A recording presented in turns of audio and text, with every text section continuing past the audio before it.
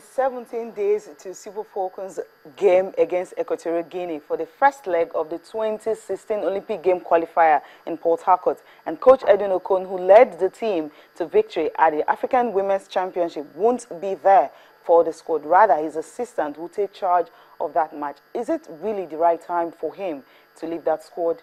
Hello and welcome. I'm Cecilia Omogbe, and you're watching Sport This Morning. Now let's take a look at the headlines. And the technical team of the Nigerian Olympic Committee is targeting a minimum of 62 gold medals at the All-African Games in September. How possible is this? And camp is actually yet to open. Also on the program, host nation Chile are in the finals of the Copa America after a controversial victory. Would they finally break the jinx of claiming this trophy in its 99-year history? And in tennis, top seeds make a brilliant start at the All England club. Now let's see how Serena Williams, Maria Sharapova, Novak Djokovic and Stan Wawrinka cruise to the second round.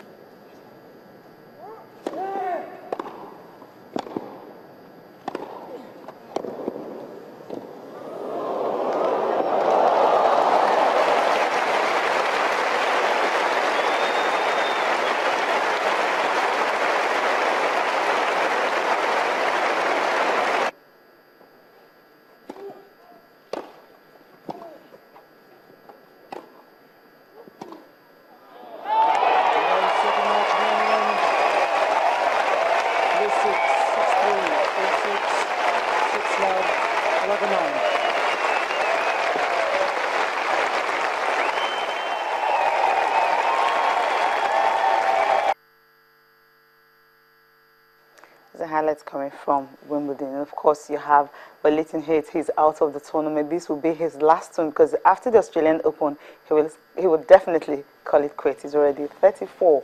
Remember, he won this tournament in 2002, so you're having one former champion bowing out of the tournament. Okay, well, Chinase Boyan joins me now for these and much more. Chinase, good morning. Good morning, Cecilia. How are you doing? I'm good.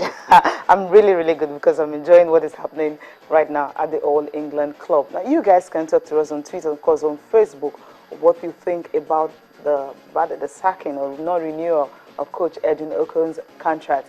You know, we just have a few days now to the Olympic qualifiers against Equatorial Guinea, and that is a very tough team to beat because Nigeria has been dominating the African Women's Championship, but Equatorial Guinea happens to be the only team that been able to break in and, of course, get their hands on that title. And we'll have to face them home and away to stand a chance of going to the next round, facing South Africa or Kenya, and, of course, to qualify for the Olympic Games next year. In 2012, the Super Falcons were not there, so now they have a chance to make amends and qualify. But the coach who has been with them for a long time, he will not be in charge of that game. His assistant, of course, will be the one. The question is he really the right man to lead the team? Because the Nigerian Football Federation had saying that they are searching for a coach to lead the team. Right now, the assistant, he's taking charge of the team. Okay, but we'll just start with what is happening at the Olympics and all that. Preparations for the Olympics, preparations for the All-African Games, and we're having the Nigerian Olympic Committee actually saying that they're targeting 62 medals. That's more like the minimal. That's what they want, minimal of that. That's what they want. Now, Daniel Igali, of course, will be talking to him from Uyo. He will be telling us how possible is that he was actually the one who made that statement. Also talking wrestling and, of course, some weightlifting on the program. Now, Chinasa, I'll just ask you a question on the Super Falcons. Now, with Edwin Okon gone, I mean, does he really have to take the fall for Super Falcons? A kind of, well, will I say, early exit at the World Cup? Let me not use the word poor performance now. Well, definitely, Cecilia, he's the coach of the side. Definitely the captain of the ship. If the ship takes a fall, definitely he should be the one that will take a fall. He should take the fall with the team.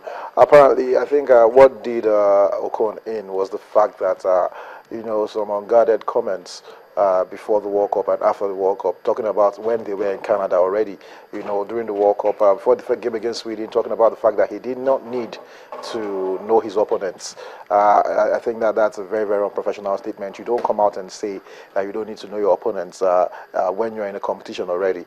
And, we're able to get that 3-0 draw against Sweden, and it didn't really work out well for him because, they picked on that particular statement, saying he didn't need to know his opponents, and it was very obvious that he didn't really know his opponents. He didn't do his preparation. He didn't take, he didn't do his homework. And I think to some extent the NFF are taking blame away from themselves, because I think the whole issue here is the fact that the Falcons did not have quality preparation, for this tournament. Unfortunately, Okon he's the fall guy. He's taking the fall, and they will move on from here. But I think this is just paper in the cracks, because apparently what we need to do, we need to start playing top quality friendly games. Not every time the Falcons want to play, they play against boys. They play against under 13 boys, under 15 boys. Come on, we've seen how the female game has evolved around the world. Look at the quality of football we're seeing in Canada. It shows you that these women know what they're doing. So definitely we need to start playing top-notch oppositions. Talking about the likes of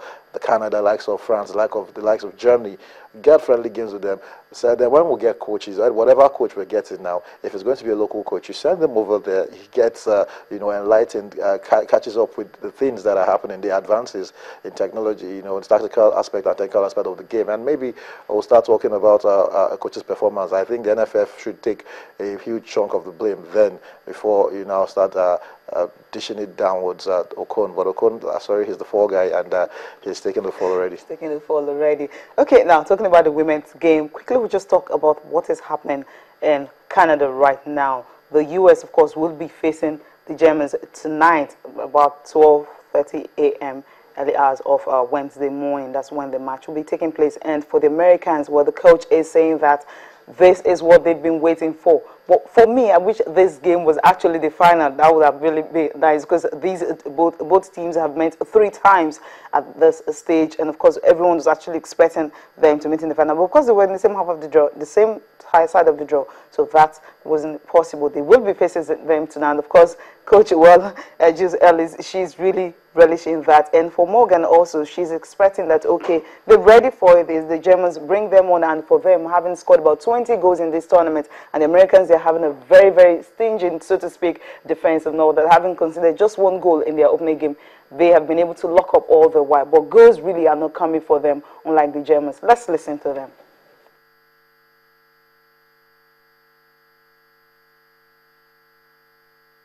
Wait.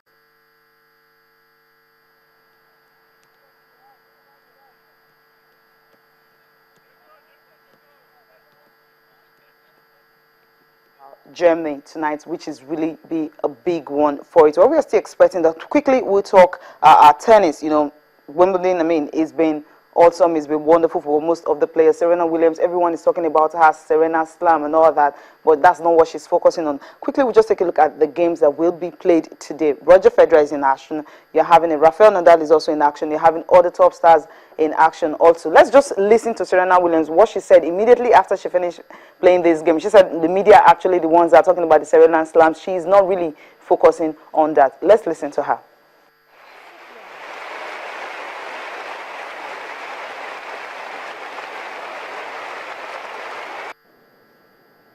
Honestly, I don't think about it, but every time I come into press, you guys talk about it, and then so naturally, it's definitely getting more on my mind than I want it to be, and then what it has been. So You know, it's definitely historic, I guess, but it's also 6 matches away, and it's definitely not guaranteed. So I'm just going to try to enjoy holding 3 right now and enjoy that moment.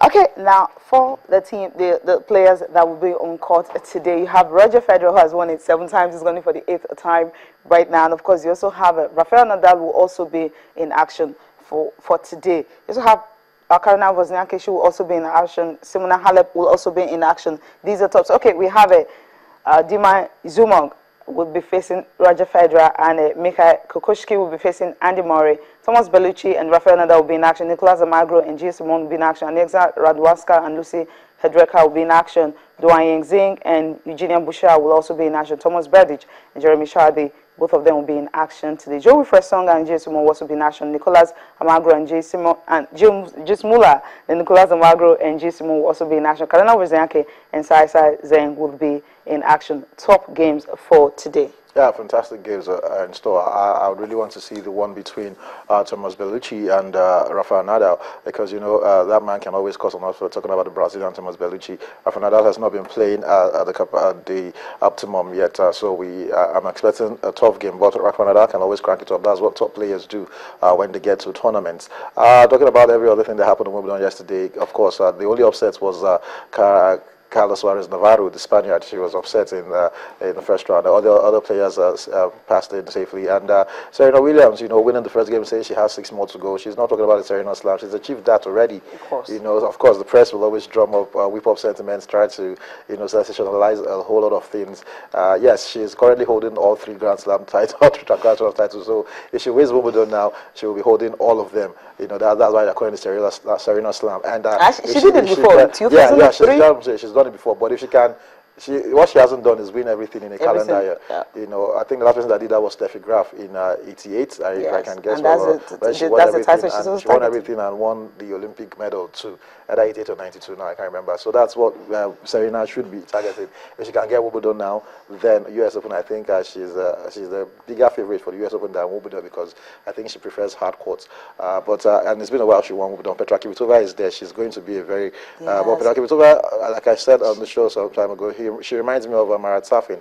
She's fantastic, a fantastic player, prodigiously talented, but sometimes she plays she's not into it. So definitely, let's just see how it goes. Wimbledon going to be very fantastic. You know, I cannot wait to watch how it progresses, and when we get to the final week, that's talking about next week, when we'll start from the 4th round, quarterfinals. Then of course, that's when it's really going to get really hot. Yeah. Okay, now Petr Cech, of course, for him, he is really he wants to become the very best at Arsenal. He said he had to leave Chelsea because he wasn't really playing regularly. Well, let's just get to listen to him, because it was a deal that most Arsenal fans have really been waiting for. Finally, it happened.